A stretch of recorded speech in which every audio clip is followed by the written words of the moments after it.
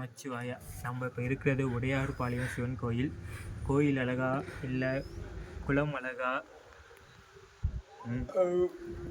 இல்லை அழகா உனக்காளா இனி அல்லேன் எனலாமை போல் உள்ளே இருக்க சிவபெருமான் எல்லாத்துக்கும் மேலே அழகு. இந்த கோயிலோட சாமியோட கருணை எப்படின்னா, முன்னொரு காலத்தில் இங்கே ஒரு வணிகர் வந்திருக்காரு. அவர்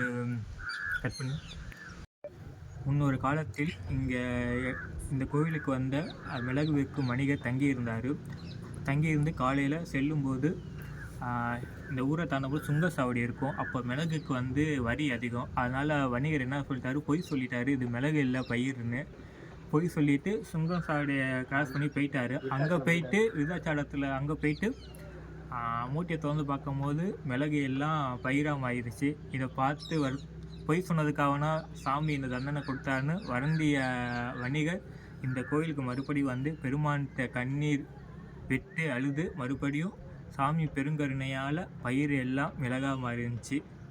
வாய்ப்பு உள்ளவங்க இந்த கோயிலுக்கு பாருங்கள். உடையார்பாளையம் சிவன் கோயில் பார்க்க வேண்டியது. அது அரியலூர் மாவட்டத்தில் இருக்குது. கங்கை கொண்ட சோழபுரத்துக்கு கொஞ்சம் முன்னாடி இந்த கோயில் வரும். வந்தீங்கன்னா இந்த கோயிலை கண்டிப்பாக தரிசனம் பண்ணுங்கள்.